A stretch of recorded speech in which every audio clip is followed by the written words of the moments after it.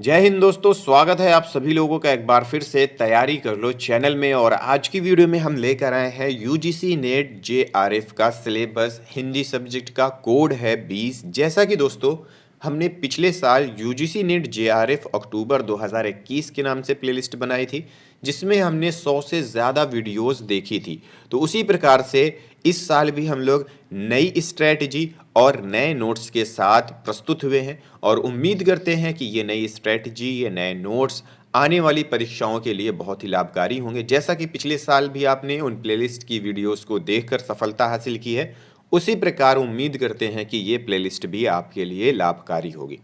तो ये स्ट्रैटेजी हम लोग दोस्तों शेयर करेंगे, किस तरह से तैयारी करेंगे। तो सबसे पहले उसके लिए हम लोग देख लेते हैं सिलेबस। और उससे भी पहले दोस्तों, अगर आपने अभी तक हमारे चैनल को सब्सक्राइब नहीं किया है तो सबसे पहले चैनल को सब्सक्राइब कर लें और साथ ही साथ बेल आइकन भी प्रेस कर लें। तो चलिए शुरुआत करते हैं अपने सिलेबस की। सबसे पहले देखते हैं इकाई 1, जिसमें हमारे पास दिया हुआ है हिंदी भाषा और उसका विकास। तो इसके अंतर्गत हम लोग क्या क्या पढ़ेंगे? हिंदी भाषा की ऐतिहासिक पृष्ठभूमि में प्राचीन भारतीय आर्य भाषाएं, मध्यकालीन भारतीय आर्य भाषाएं। मध्यकालीन भारतीय आर्य भाषाओं के अंतर्गत पाली, प्राकृत, जिसमें शौरसेनी, अर्धमागधी, मागधी, अपभ्रंश और उनकी विशेषताएं पढ़ेंगे। अपभ्रंश अवहट्ट के बारे में पढ़ेंगे और पुरानी हिंदी का संबंध पढ़ेंगे। अपभ्रंश, अवहट्ट और पुरानी हिंदी का जो संबंध है ये पढ़ेंगे। इसके बाद आधुनिक भारतीय आर्य भाषाएं और उनका वर्गीकरण पढ़ेंगे। हिंदी का भौगोलिक विस्तार के अंतर्गत देखेंगे हिंदी की उपभाषाएं, जिसमें पश्चिमी हिंदी, पूर्वी हिंदी, राजस्थानी, बिहारी तथा पहाड़ी वर्ग और उनकी बोलियां देखेंगे। खड़ी बोली, ब्रज भाषा और अवधी की विशेषताएं। हिंदी के विविध रूप के अंतर्गत हिंदी, उर्दू, दक्षिणी, हिंदुस्तानी भाषाएं देखेंगे। हिंदी का भाषिक स्वरूप के अंतर्गत हिंदी की स्वनिम व्यवस्था, खंड और खंडेतर, हिंदी ध्वनियों की वर्गीकरण का आधार, हिंदी शब्द रचना में उपसर्ग, प्रत्यय, समास, हिंदी की रूप रचना में लिंग, वचन और कारक व्यवस्था के संदर्भ में संज्ञा, सर्वनाम, विशेषण और क्रिया रूप। हिंदी में देखेंगे वाक्य और रचनाएं। हिंदी भाषा में देखेंगे प्रयोग के विचित्र रूप, जिसमें बोली, मानक भाषा, राजभाषा, राष्ट्रभाषा और संपर्क भाषा शामिल होगी। संचार माध्यम और हिंदी के बारे में जानेंगे। कंप्यूटर और हिंदी के बारे में ज्ञान प्राप्त करेंगे। हिंदी की संवैधानिक स्थिति के बारे में जानेंगे। उसके बाद दोस्तों अंत में देवनागरी लिपि, जिसकी विशेषताएं और मानकीकरण के बारे में भी बात करेंगे। तो दोस्तों ये है हमारा यूनिट 1, जिसमें हम लोग इतनी सारी चीज़ें पढ़ने वाले हैं। बहुत ही लंबा सिलेबस है और बहुत ही लंबी क्लासेस भी चलती है, तो लगभग 100 से ज़्यादा इसमें की क्लासेस हम लोग करने वाले हैं, जिसमें क्वेश्चन आंसर और मॉक टेस्ट भी शामिल होंगे। फिर यूनिट 2 की अगर बात की जाए तो जिसमें हिंदी साहित्य का इतिहास आता है, इसमें क्या क्या टॉपिक हम लोग पढ़ेंगे? हिंदी साहित्य इतिहास दर्शन सबसे पहले, फिर हिंदी साहित्य के इतिहास लेखन की पद्धतियाँ, हिंदी साहित्य का काल विभाजन और नामकरण, आदिकाल की विशेषताएं एवं साहित्यिक प्रवृत्तियाँ, जिसमें रासो साहित्य, आदिकालीन हिंदी का जैन साहित्य, सिद्ध और नाथ साहित्य, अमीर खुसरो की हिंदी कविता, विद्यापति और उनकी पदावली तथा लौकिक साहित्य के बारे में देखेंगे। फिर भक्ति काल की बात की जाए, जिसमें भक्ति आंदोलन के उदय, सामाजिक सांस्कृतिक कारण, भक्ति आंदोलन का अखिल भारतीय स्वरूप और उनका अंतः प्रादेशिक वैशिष्ट्य देखेंगे। भक्ति काव्य की सामाजिक सांस्कृतिक पृष्ठभूमि, आलवार संत, भक्ति काव्य के प्रमुख संप्रदाय, बहुत ही पूछा जाता है संप्रदाय के बारे में, और उनका वैचारिक आधार, निर्गुण और सगुण कवि और उनका काव्य भी देखेंगे। फिर रीति काव्य है।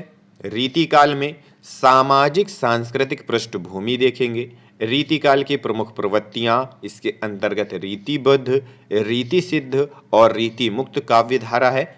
रीति कवियों का आचार्यत्व के बारे में भी चर्चा करेंगे और रीतिकाल के प्रमुख कवि और उनके काव्यों की भी चर्चा करेंगे, देखेंगे। फिर आता है आधुनिक काल। आधुनिक काल में दोस्तों हिंदी गद्य का उद्भव और विकास देखेंगे। बहुत ही महत्वपूर्ण टॉपिक है ये आधुनिक काल, जिसमें से बहुत ही ज़्यादा प्रश्न पूछे जाते हैं। ऐसा कि यूजीसी नेट जेआरएफ 2021 जो 26 दिसंबर को जो एग्ज़ाम हुआ था, फर्स्ट और सेकंड पाली में दोनों में सबसे ज़्यादा जो प्रश्न पूछे गए थे वो उपन्यास से पूछे गए थे।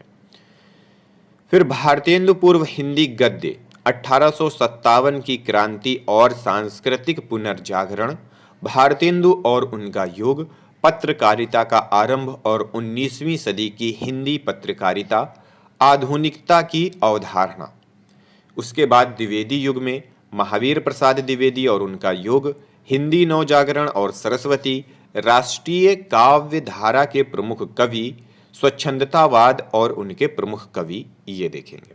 फिर छायावाद में छायावादी काव्य की प्रमुख विशेषताएं, छायावाद के प्रमुख कवि, प्रगतिवाद की अवधारणा, प्रगतिवादी काव्य और उसके प्रमुख कवि, प्रयोगवाद और नई कविता, नई कविता के कवि, समकालीन कविता जो कि वर्ष 2000 तक देखेंगे और समकालीन साहित्यिक पत्रकारिता के बारे में भी जानेंगे। इसके बाद आता है दोस्तों इसी में यूनिट 2 में हिंदी साहित्य की गद्य विधाएं, जिसमें हिंदी उपन्यास है, भारतीय उपन्यास की अवधारणा, प्रेमचंद पूर्व उपन्यास, प्रेमचंद और उनका युग, प्रेमचंद के परवर्ती उपन्यासकार वर्ष 2000 तक। फिर देखेंगे हिंदी कहानी, इसमें हिंदी कहानी का उद्भव और विकास, 20वीं सदी की हिंदी कहानी और प्रमुख कहानी आंदोलन एवं प्रमुख कहानीकार। उसी प्रकार हिंदी नाटक और रंगमंच, विकास के चरण, भारतेंदु युग, प्रसाद युग, प्रसादोत्तर युग, स्वतंत्रोत्तर युग, साठोत्तर युग और नया नाटक। फिर इसके बाद इसी में प्रमुख नाट्य कृतियाँ, प्रमुख नाटककार वर्ष 2000 तक। फिर इसी में हिंदी एकांकी, जिसमें हिंदी रंगमंच और विकास के चरण देखेंगे, हिंदी का लोक रंगमंच देखेंगे और नुक्कड़ नाटक के बारे में भी ज्ञान प्राप्त करेंगे। इसी में आगे निबंध है, हिंदी निबंध का उद्भव और विकास, हिंदी निबंध के प्रकार और प्रमुख निबंधकार, हिंदी आलोचना, इसमें देखेंगे हिंदी आलोचना का उद्भव और विकास, समकालीन हिंदी आलोचना एवं उसके विविध प्रकार और प्रमुख आलोचक। दोस्तों इसमें से बहुत ही ज़्यादा प्रश्न पूछे जाते हैं। सबसे ज़्यादा जो लास्ट एग्ज़ाम जो हुआ था उसका अगर गहन अध्ययन किया जाए तो सबसे ज़्यादा जो प्रश्न पूछे गए थे वो हिंदी साहित्य की गद्य विधाओं से ही पूछे गए थे, जिसमें से सबसे ज़्यादा प्रश्न उपन्यास पर आधारित थे। कभी उपन्यास के पात्र पूछा था, उपन्यास के कथन पूछा था, कौन सा पात्र कौन सा कथन कह रहा है ये भी पूछा था, मिलान के तौर पे भी आया था और क्रम वाले भी प्रश्न जो कि उपन्यास से पूछे गए थे। इसी में आगे है कि हिंदी की अन्य गद्य विधाएं, जिसमें रेखाचित्र, संस्मरण, यात्रा साहित्य, आत्मकथा, जीवनी और रिपोर्टाज डायरी है। और फिर इसी में हिंदी का प्रवासी साहित्य है, अवधारणा एवं प्रमुख साहित्यकार के बारे में इसमें जानेंगे। फिर यूनिट 3 है, बहुत ही महत्वपूर्ण है ये भी, क्योंकि इसमें साहित्य शास्त्र है और साहित्य शास्त्र से भी अच्छे खासे प्रश्न पूछ लेता है। इसमें आएगा काव्य के लक्षण, काव्य हेतु और काव्य प्रयोजन, प्रमुख संप्रदाय और सिद्धांत। संप्रदाय बहुत पूछता है, रस संप्रदाय, अलंकार, रीति, ध्वनि, वक्रोक्ति और औचित्य, रस निष्पत्ति, साधारणीकरण, शब्द शक्ति, काव्य गुण और काव्य दोष, प्लेटो के काव्य सिद्धांत, अरस्तु अनुकरण सिद्धांत, त्रासदी विवेचन, विरेचन सिद्धांत, वर्ड्सवर्थ का काव्य भाषा सिद्धांत, कॉलरिज का कल्पना और फैंटेसी, टी.एस. इलियट निर्वैयतिकता का सिद्धांत, परंपरा की अवधारणा, आई.ए. रिचर्ड्स मूल्य सिद्धांत, संप्रेषण सिद्धांत तथा काव्य भाषा सिद्धांत, रूसी रूपवाद, नई समीक्षा, मिथक, फैंटेसी, कल्पना, प्रतीक, बिंब। दोस्तों इसमें से जो पूछता है ना वो ज़्यादातर जो है ना वो भरत मुनि से संबंधित पूछता है, रस संप्रदाय से पूछता है, और जो इसके संप्रदाय हैं जैसे कि रस संप्रदाय, अलंकार संप्रदाय और भी बहुत सारे संप्रदाय हैं, उनके प्रवक्ता कौन है, उनके जो संबंधित आचार्य हैं उनसे पूछता है, और कुछ रचनाएं भी इसमें से पूछता है। और यहाँ पे जो साहित्य शास्त्र के जो कवि हैं, जो आचार्य हैं, उनके जन्म से संबंधित भी प्रश्न पूछता है। कौन सा सिद्धांत किसने दिया है ये भी पूछता है। फिर बात करते हैं यूनिट 4 की, जिसमें प्रश्न पूछते हैं वैचारिक पृष्ठभूमि से भारतीय नवजागरण और स्वाधीनता आंदोलन की वैचारिक पृष्ठभूमि, हिंदी नवजागरण, खड़ी बोली आंदोलन, फोर्ट विलियम कॉलेज से प्रश्न पूछता है। ठीक है, भारतेंदु और हिंदी नवजागरण से प्रश्न पूछता है, महावीर प्रसाद द्विवेदी और हिंदी नवजागरण, गांधीवादी दर्शन से भी एक कम से कम प्रश्न तो पूछता ही है, अंबेडकर दर्शन, लोहिया दर्शन, मार्क्सवाद, मनोविश्लेषणवाद, अस्तित्ववाद, उत्तर आधुनिकतावाद, अस्मिता मूलक विमर्श, दलित, स्त्री, आदिवासी एवं अल्पसंख्यक, इसमें से भी प्रश्न पूछता है। ठीक है, फिर इकाई 5 है और इसमें है टॉपिक हिंदी कविता। अब दोस्तों जो पिछले बार जो एग्जाम हुआ था 26 दिसंबर को, उसमें से बहुत सारे ऐसे प्रश्न थे जो कि रचनाओं के अंदर के प्रश्न थे। समझ लीजिए कि एक उपन्यास है तो उस उपन्यास के अंदर का पूछ लिया था, जैसे कि रेवा तट में क्या कहा गया है, रेवा तट का ये कथन किसने किससे कहा है, ऐसे करके प्रश्न पूछा था। तो उसी प्रकार से अब हम जो तैयारी करेंगे इन टॉपिक्स पर भी तैयारी करेंगे, इनको डिटेल्ड में पढ़ने की पूरी कोशिश करेंगे। ठीक है, तो सबसे पहला है पृथ्वीराज रासो का रेवा तट, अमीर खुसरो का खुसरो की पहेलियां और मुकरियां, विद्यापति की पदावली, संपादक डॉक्टर नरेंद्र झा, पद संख्या 1 से 25 तक, कबीर दास संपादक हजारी प्रसाद, कबीर संपादक हजारी प्रसाद द्विवेदी, पद संख्या 160 से 209 के बीच, जैसी ग्रंथावली संपादक रामचंद्र शुक्ल, नागमती वियोग खंड के बारे में पढ़ेंगे, सूरदास का भ्रमरसार संपादक रामचंद्र शुक्ल, पद संख्या 21 से 70 वाला पढ़ेंगे, तुलसीदास रामचरितमानस उत्तरकांड पढ़ेंगे, बिहारी सतसई में संपादक जगन्नाथ दास रत्नाकर का दोहा संख्या 1 से 50 के बीच तक पढ़ेंगे, घनानंद कवित्त संपादक हैं विश्वनाथ मिश्र, कवित्त संख्या 1 से 30 के बीच तक पढ़ेंगे, मीरा संपादक विश्वनाथ त्रिपाठी, प्रारंभ से 20 पद पढ़ेंगे, अयोध्या सिंह उपाध्याय हरिऔध का प्रिय प्रवास, मैथिली शरण गुप्त का भारत भारती, साकेत का नवम सर्ग पढ़ेंगे, जयशंकर प्रसाद, हाँ साकेत से प्रश्न पूछे गए थे, जयशंकर प्रसाद का आंसू, कामायनी, श्रद्धा, लज्जा, ईड़ा, ये सर्ग जो इसके हैं ये पढ़ेंगे, इसमें से भी प्रश्न पूछा था। ठीक है, कामायनी से, निराला, जूही की कली, जागो फिर एक बार, सरोज स्मृति, राम की शक्ति पूजा, कुकुरमुत्ता से प्रश्न पूछा गया था, बांधो न नाव इस ठाव बंधु, इसको भी हम लोग पढ़ेंगे, सुमित्रानंदन पंत का परिवर्तन प्रथम रश्मि, महादेवी वर्मा का बीन भी हूँ मैं तुम्हारी रागिनी भी हूँ, मैं नीर भरी दुख की बदली, फिर विकल है प्राण मेरे यह मंदिर का द्वीप, इसे नीरव जलने दो, द्रुत झरो जगत के जीर्ण पत्र,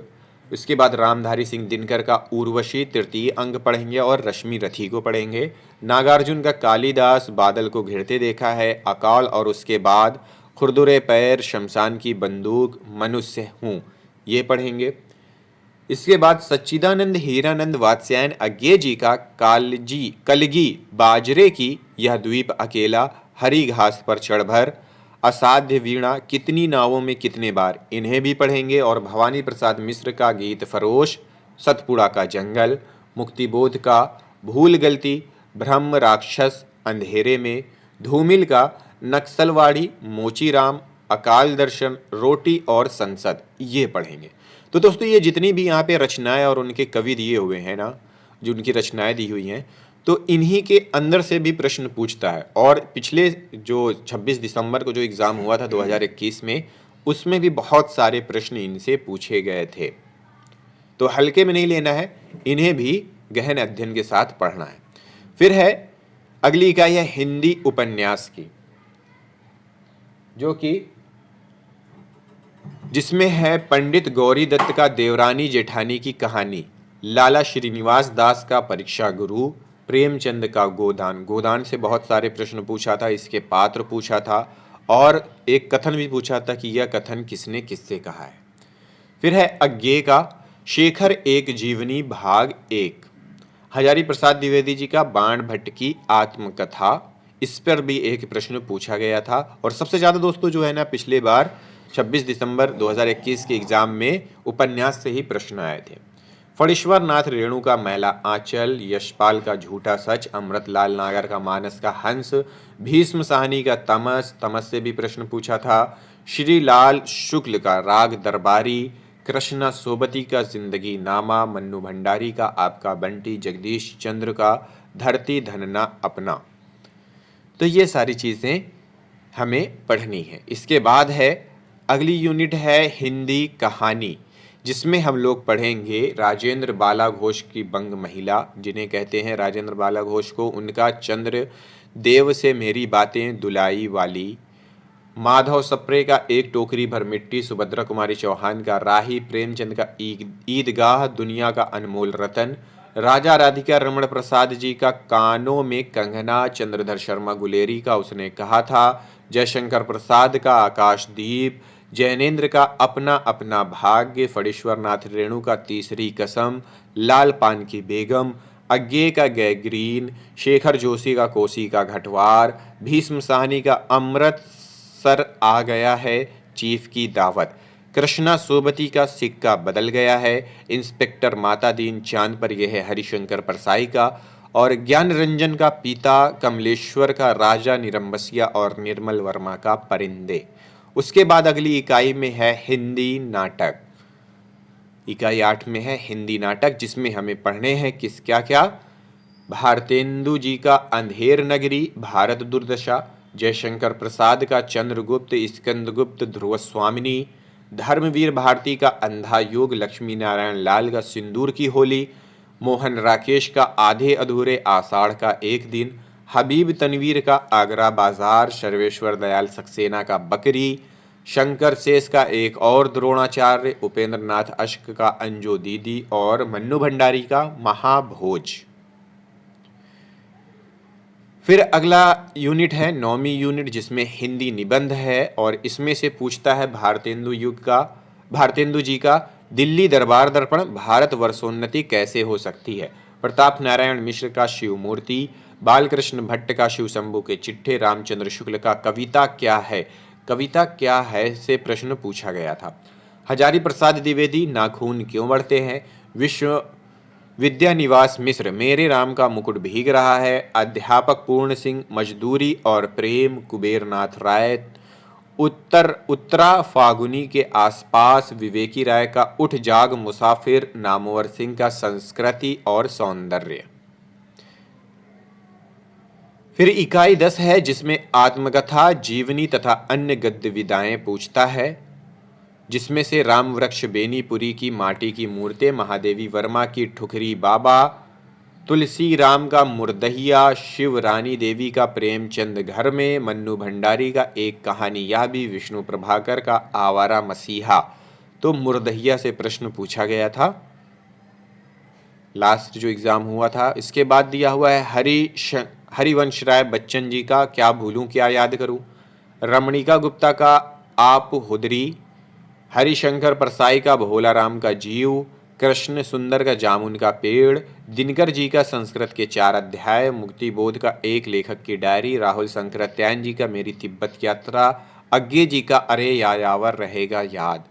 तो ये सारे टॉपिक जो हैं हमें पढ़ने हैं। तो दोस्तों ये था हमारा सिलेबस, जो कि हमने दोस्तों आज कंप्लीट किया है और इसी सिलेबस के अकॉर्डिंग टॉपिक वाइज टॉपिक हम लोग चलते रहेंगे और एग्ज़ाम्स के पहले आते आते ये क्लासेस हमारी कंप्लीट करनी है। उम्मीद करते हैं दोस्तों आप लोगों का सहयोग बना रहेगा और इस सहयोग से मैं भी भरपूर आप लोगों की वो सारी तैयारी करवाने की कोशिश करूंगा जो कि एग्ज़ाम की दृष्टि से महत्वपूर्ण होती है। तो चलिए दोस्तों अब शुरुआत करते हैं अगले वीडियो से अपने सिलेबस की।